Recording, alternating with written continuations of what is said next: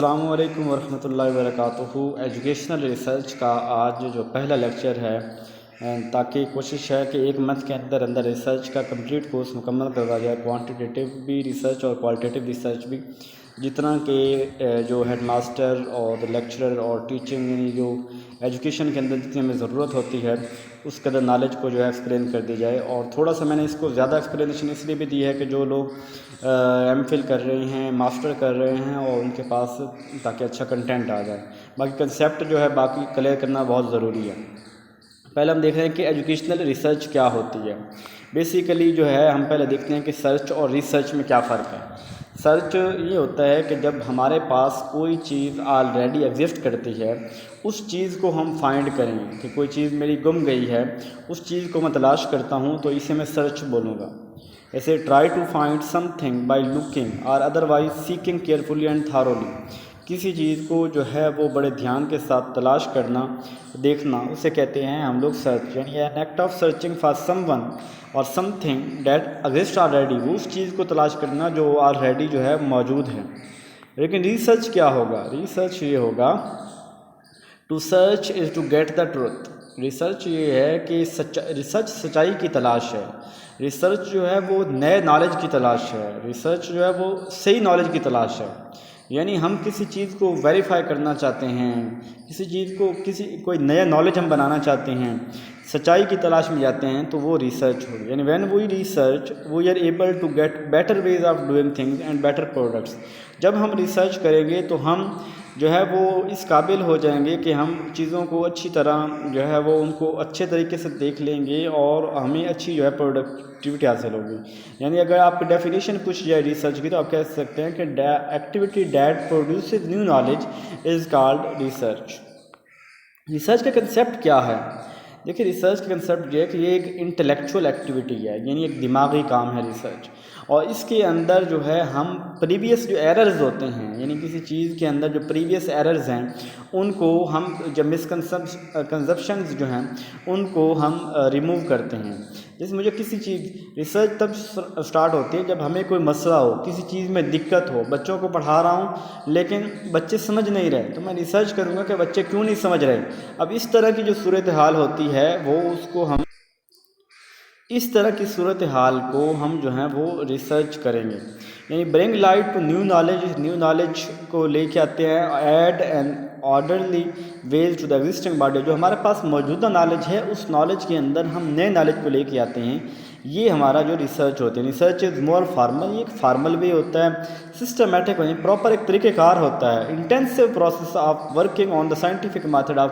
ये scientific method के ऊपर अलग से वीडियो बनाई जाएगी और मौजूद पहले ऑलरेडी है भी सही चैनल के ऊपर मेरे। तो ये साइंटिफिक में यानी किसी चीज़ के बारे में ऐसे सर्च नहीं करना कि मेरे पास उसका एक प्रॉपर तरीका होगा, क्योंकि फार्मल होगा, एक सिस्टमेटिक तरीका होगा, एक इंटेंसिव जो है ना उसके ऊपर अच्छी मेहनत होगी, जान लगेगी, और ये साइंटिफिक मेथड के ज़रिए हम जो है वो फाइंड करेंगे। अब एक अच्छी रिसर्च जो है उसमें क्या खसूसियात होंगी, कैरेक्टरिस्टिक्स ऑफ गुड रिसर्च। तो अच्छी रिसर्च की खसूसियात ये होंगी कि वो हमें हमारे प्रॉब्लम के सोल्यूशन की तरफ लेके जाएंगी। जो हमें मसला पेश आया है उस प्रॉब्लम का हमें उससे सोल्यूशन मिलेगा। और वो जो है ये continuous inquiry in search of knowledge, ये रिसर्च जो है ये नॉलेज की तलाश में मुसलसल जो तगदो है। It emphasizes the development of generalization principle and theories.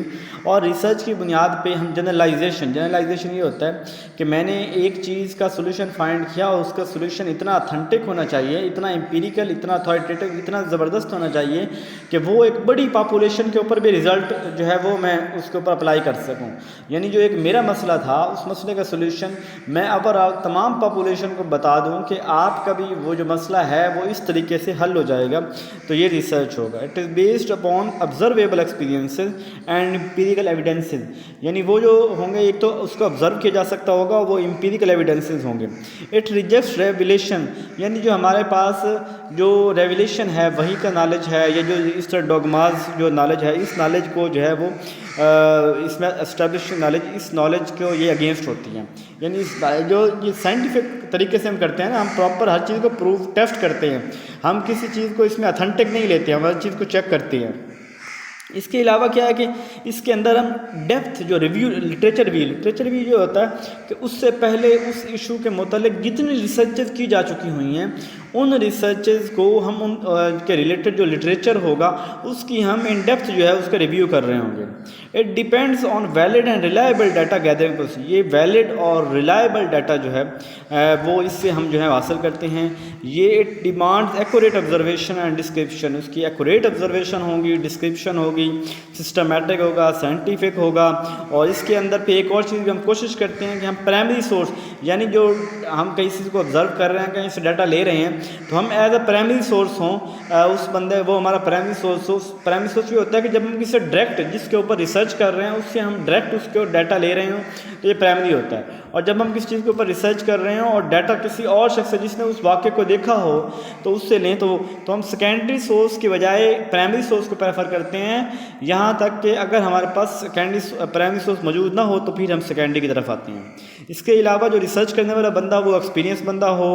इसके अलावा ये ऑब्जेक्टिव होनी चाहिए, लॉजिकल होनी चाहिए, इसमें किसी तरह की पर्सनल बायसनेस नहीं होनी चाहिए। इट इन्वॉल्व द क्वेस्ट, और वो जो रिसर्च करने वाला उसके अंदर तड़प हो, प्रॉब्लम को अनसॉल्व प्रॉब्लम को सॉल्व करने की तड़प होनी चाहिए। इसके अलावा ये केयरफुली इसको यानी हर स्टेप जो है उसका बड़ा केयरफुली रिकॉर्ड किया जाए, रिपोर्ट किया जाए। और रिसर्च के अंदर करेज होना चाहिए।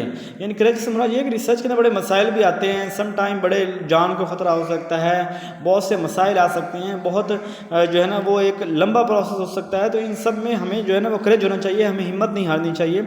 और quantitative research involve hypothesis testing. Quantitative research होती है इसके अंदर, तो हम एक हाइपोथेसिस होती है, इसके ऊपर भी हम डिटेल में बाद में बात करेंगे कि हाइपोथेसिस क्या होती है, उसके ऊपर बात कर रहे होते हैं। और ये स्टैटिस्टिकल होती है। अब रिसर्च की ज़रूरत क्यों पेश आएगी? रिसर्च वो तो थी, एक अच्छी रिसर्च की क्या खसूसियात होती हैं। अब रिसर्च की ज़रूरत क्यों पेश आई? इसमें यह है कि रैपिड एक्सपेंशन के रिसर्च जो है वो हमें इससे हम जो है रैपिड एक्सपेंशन कर सकते हैं किसी चीज़ की। देखिए हम कोई एक मशीनरी नहीं इन्वाइट करना चाह रहे हैं तो हम उसके लिए करेंगे डेमोक्रेटाइजेशन ऑफ एजुकेशन। एजुकेशन के अंदर डेमोक्रेसी, टेक्नोलॉजिकल चेंजेस लेके आनी हो, एजुकेशन की न्यू डिमांड्स जो हैं उसको फुलफ़िल करना हो, या interdisciplinary approach to education. Research है भी इंटरडिसिप्लिनरी अप्रोच। ये है कि रिसर्च के अंदर साइकोलॉजी, फिलॉसफी यानी बहुत सी फील्ड है, तो ये इंटरडिसिप्लिनरी जो है वो है ज़रूरत है। इसके अलावा इसमें अंदर नॉलेज के एक्सप्लोजन, नॉलेज ज़्यादा होता है, नॉलेज एजुकेशन एंड प्रोडक्टिविटी के ऊपर बात होती है।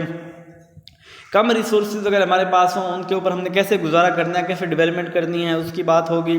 Spirit of research is needed everywhere. Research का जो स्पिरिट है वो हर कहीं ज़रूरत है। और research is needed to keep out of fix track. और ये हमें रिसर्च जो है ना ये हमें एक ट्रैक के ऊपर रखती है कि हम उसके ऊपर सर्च कर रहे हैं, फिर उसके कंटिन्यूसली करते रहेंगे और अपने जो नई इन्वेंशन की तरफ, प्रॉब्लम सोल्यूशन की तरफ हम जाते रहेंगे। अब देख रहे हैं कि रिसर्च की इंपॉर्टेंस क्या है। पहले हमने ये भी देखा कि कंसेप्ट क्या था, फिर हमने कैरेक्टरिस्टिक्स देखी हमने, फिर उसके बाद देखी कि इसकी नीड क्यों है। अब देखिए इसकी खसूसियत क्या है, इसमें क्या रिसर्च में। एक तो एजुकेशनल रिसर्च जो है इकोनोमाइजेज एफर्ट्स एंड इंक्रीज एफिशिएंसी।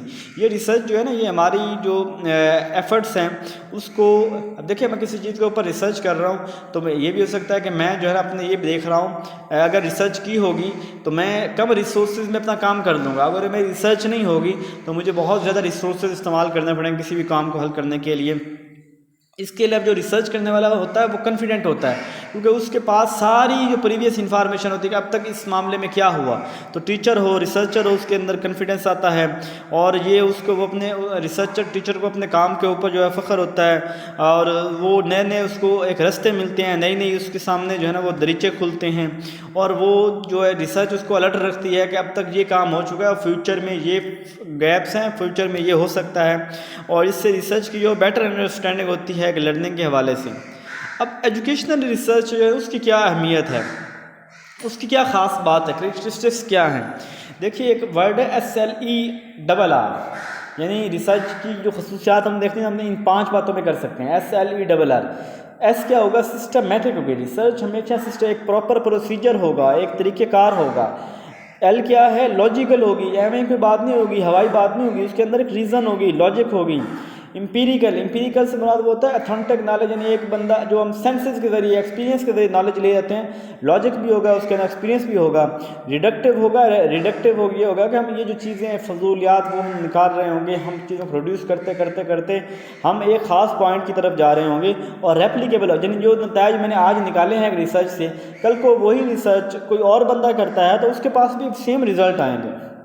या इसको एक और वर्ड मूवी के साथ भी याद कर लें कि रिसर्च की जो करेक्टरिस्टिक्स में है कि वर्ड मूवी जैसे इसके अंदर जो मैथमेटिकल प्रिसीजन होगी यानी वो मैथमेटिकली करेक्ट होगा, उसके अंदर मकसद होगा, ऑब्जेक्टिविटी होगी, उसको वेरीफाइबल किया जाए यानी जिससे रेप्लिकेबल या वेरीफाइबिलिटी होगी उसको पार्शियलिटी होगी उसकी एक्सपेरिमेंटल जो है उसको हम यूज़ कर सकेंगे, उसका एक्सपेरिमेंटल होगा, उसकी पार्शियलिटी होगी और ये ऑब्जेक्टिव के ऊपर बेस कर रही होती है। और emphasize generalization of principle and theories, और ये इसके ऊपर जोर देगी रिसर्च वो वाली कि इसको जो है हम इनके प्रिंसिपल जो थ्योरीज़ हैं हम इनको जनरलाइज कर सकें। इसके अलावा जो रिसर्च है ये हमें ये हमें इसकी ख़ास बात ये होगी कि फ़र्स्ट हैंड से यानी जो मैं पहले आपको बताया था प्राइमरी सोर्स से नॉलेज ज़्यादा इकट्ठा होगा। ये क्वांटिटेटिव टर्म होगी, इसके अंदर हमें पेशेंस चाहिए होगा रिसर्च के अंदर क्योंकि उसके ऊपर रिसर्च के ऊपर बहुत टाइम लगता है, हौसला चाहिए होगा, हर इवेंट को हम रिकॉर्ड करेंगे, रिपोर्ट करेंगे और ऑब्जर्वेबल जो हमारे एक्सपीरियंसेस होंगे। ये थी हमारी आज की रिसर्च क्या है, सर्च क्या है, एजुकेशनल रिसर्च क्या है। सिंपल जो लोग एग्ज़ाम देने वाले हैं उनके लिए इतना काफ़ी है कि research is the creation of new knowledge, research is the systematic study of unsolve problem, research is the systematic logical and intensively study of any problem by using scientific method. यानी ये आप अपने से खुद डेफिनेशन बता लेंगे जब आपसे अगर कोई पूछता है या कहीं पे आती है। बाकी अगर आप लोग जो है एमफिल कर रहे हैं, आप लोग को किसी रिटन एग्ज़ाम में जाना है जहां आपने जो है वो ऐसा टाइप एग्ज़ाम देना है तो उस सूरत के अंदर आप लोग जो है ये बाकी पॉइंट्स भी अपने जहन में रख लें। होप सो समझ आ गई होगी।